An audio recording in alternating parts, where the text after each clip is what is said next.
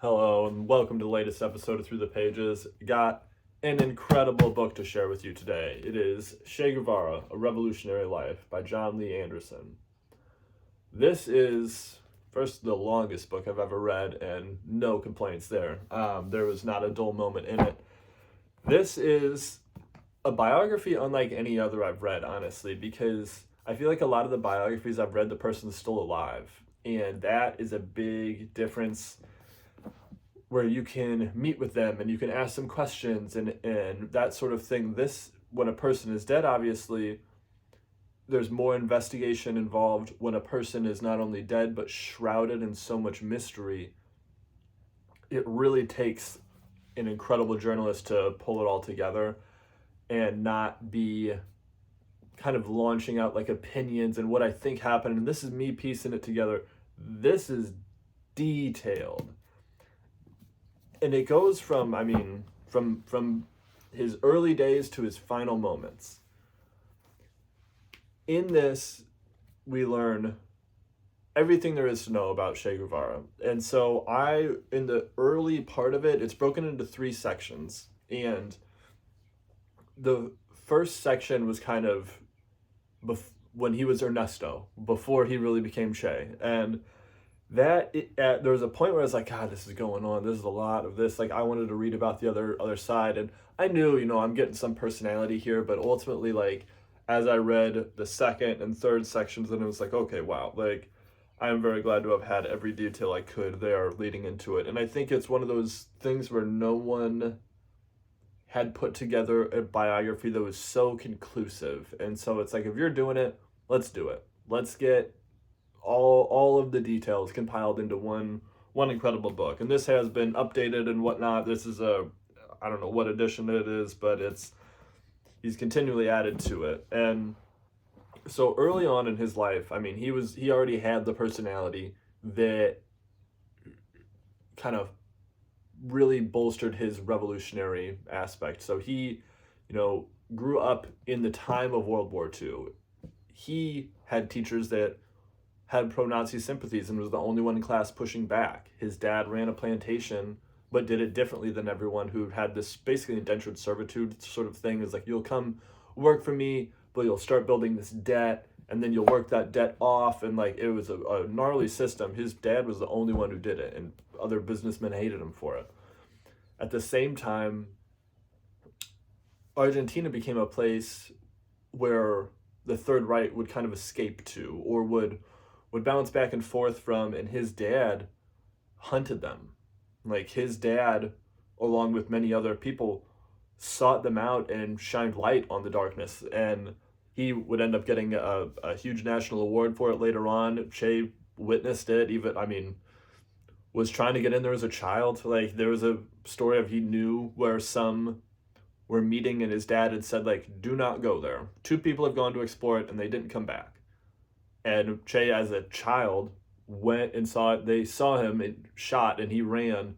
But he had a bravery or a cavalierness to him that just was kind of unlike anything from early on. And so I think you could see it coming, that like, oh, this isn't going to be a simple life, even though he got a medical degree. He was plagued by asthma as a kid. They moved around a lot, tried to find places that were a better environment for him, just to make his breathing possible, obviously. And so he kind of came into the medical field wanting to solve asthma, like how to figure this out for himself and for others.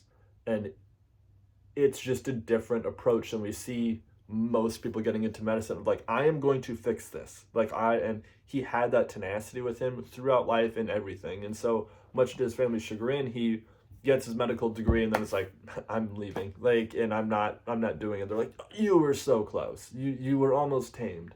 You could have just had a doctor life. And he did not. Obviously, he went for revolution. And even though he was not a Cuban himself, he had a very interesting view of America. So he is from South America, Cuba being Central America. he looked at all as American. If you asked him where he was from, he would oftentimes say he was an American. And he didn't mean from the United States. The only America he didn't like was the Yankees. And so he saw it as one big thing and saw himself as part of it, not that he was going to this like foreign land and helping people that were other to him. He felt like it was all one, especially growing up in the era where, the United States, backed wholly by the CIA, was starting to meddle in the global South, and they're forcing these coups. So he saw what was happening to the people on the ground because of people at the top, and wanted to fight it, and saw Cuba as the place where it was going to happen. And subtract Che, it probably wouldn't have happened. It probably would not have succeeded. But this book details his involvement, everyone's involvement. It's not just, hyping up Che as this solitary soldier. Like, they name everyone as they, head out to go try to, derail a train. Everyone is detailed in it. Like, the amount of detail, not just in the whole book, early life, late in life, in the war times, to me is what kind of blows my mind.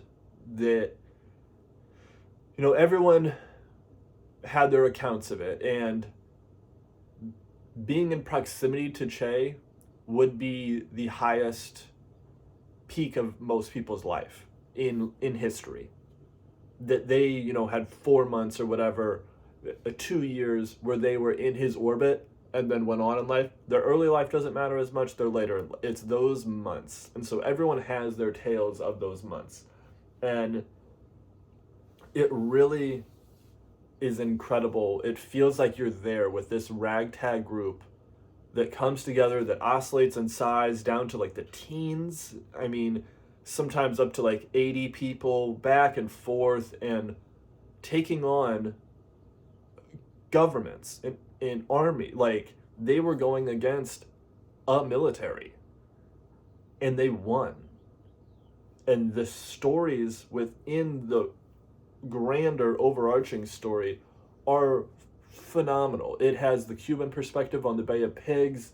It has so much that kind of dovetails with my interest in JFK. So if you read or watched my video on The Unspeakable and enjoyed that or read that book, you will thoroughly enjoy this. There's JFK stuff in it that's really intriguing. So after the revolution, after the Bay of Pigs, I should say, Che got a note to JFK thanking him for the Bay of Pigs, saying, the revolution, it was so before, now we're strong. Thank you for doing what you did there. And apparently that made John F. Kennedy really heated. It's just, he had a kind of a funny sense of humor that comes out through the revolution. He also had a very darker side, a much darker side, I should say. And I absolutely acknowledge that, he was prone to violence because of the level he thought the revolution had to operate at. If someone was a double agent, if someone was a deserter that would then be a problem later on, like they had firing squads. He killed people, like, no doubt about it. There's really gnarly stories of it being over the top. There's some where it was war, and there's stories of him winning a firefight with a bazooka. There's stories of him derailing trains and doing these bombastic things, but as they are just gaining ground and moving towards, and then the final push to Havana. Like, it's a fascinating tale of revolution. And I don't claim to know all of the globe's history well enough to say this, but for a modern history story of revolution, I think Cuba is sort of the best emblem of what it should be, or the purpose of it. Maybe not the methods in some ways, but ultimately they did it. It went another way afterwards and couldn't hang on so well, but I mean, there's stories of Simone de Beauvoir and John Paul Sartre being there and calling it the honeymoon of the revolution. Seeing people out in the streets celebrating business good, small businesses back to opening their doors, and like it was a grandiose victory for the working class. And there's just incredible stories there, the tales of Castro speaking at Plaza de la Revolucion and having three white doves fly up, two onto the podium and one onto his shoulder, and him just brushing off and continuing with his speech. It was just this very charismatic leader, and that's why Che got involved in it all. But I mean, it also really details the CIA's attempts to thwart him. They've talked about poisoning his favorite brand of cigars, which he, in a funny little quip of the book, a doctor had told him he really had to stop smoking because obviously asthma and smoking full cigars is just a horrible combo. And he said, you have to stop. And he was like, what if I just do one a day? I said, fine, one a day. And then he was seen smoking 1.5 foot long cigars for a while. So yeah, there's a bit of levity in the book because he was this, staunch revolutionary militant man who would not acquiesce to the levels of lifestyle that someone in his level in the army should have. He was like, I am always a man of the people. I'm always going to be eating the same food. I'm going to living in the same houses, like this sort of thing. But he did have levity to him. And I think you could have this book be a little colder and truly just political and lose the personality within it all the way up until his last moments. I mean,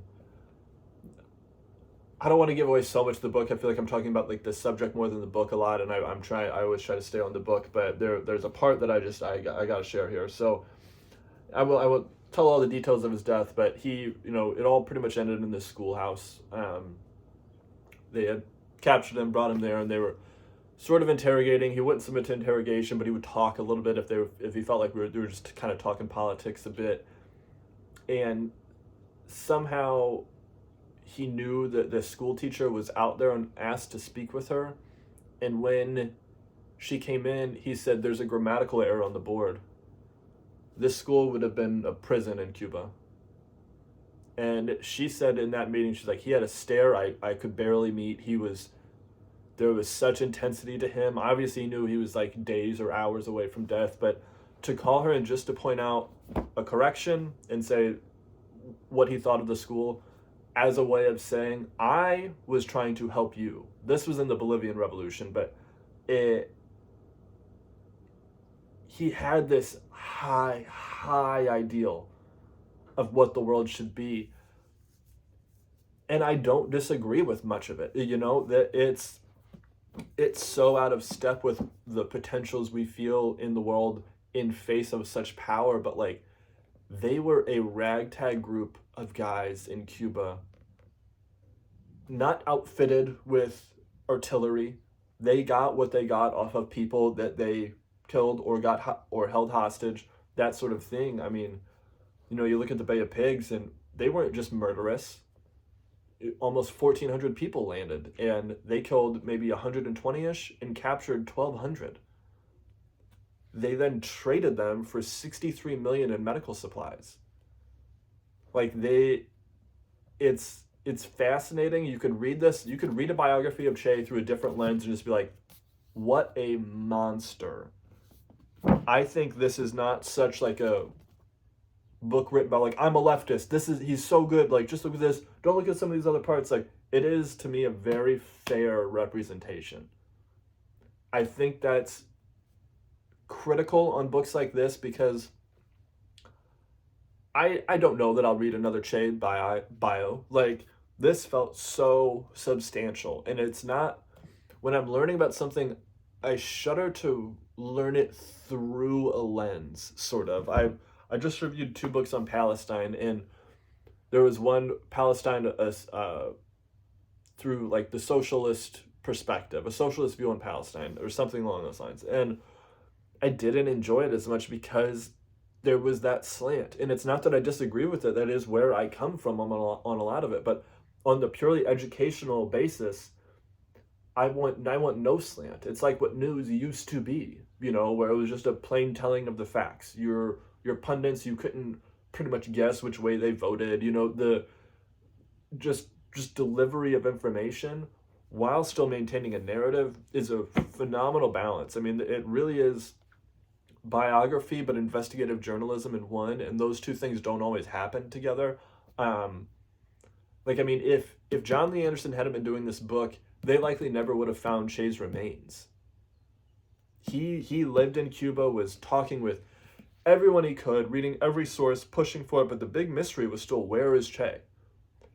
And so in the process, of all this, someone comes forward that's like, I was there that day, and I know where the mass grave is. There's 6 other people in it, and he's off to the side and with his hands cut off because the government had taken his hands. They wanted fingerprints to show, like, we got him. Body has been disappeared, but we have forever proof that we got him. It's phenomenal. It really, I mean, just like in the death of him, how the nation of Cuba like coalesced around him, words said by people who knew him better than anyone. Like, it's a phenomenal tale of a life. It's probably the best biography I've ever read. And it's not a deep roster here, maybe 20 biographies. But God, the blend of investigative journalism with just unearthing information that's out there, like it's so good. So if you've ever looked at this book or had it come across, you're like, oh, that's a lot of pages. Though, like, ultimately, it's about $7.50 on pages you will read, because there's like 20 pages of notes that you do go and read along with it. It flows, especially when it got into the back half of the Cuban Revolution, when JFK really got involved with it. Like, I stayed up until 2 a.m. one night. I could not put it down. So it's a phenomenal book. It's a heavy book. It's a weird, big, heavy book to read and flop around, but it is worth it. Read this book. If you like this, read that Unspeakable by James Douglas. I'm telling you, the two go hand in hand. So thank you for watching.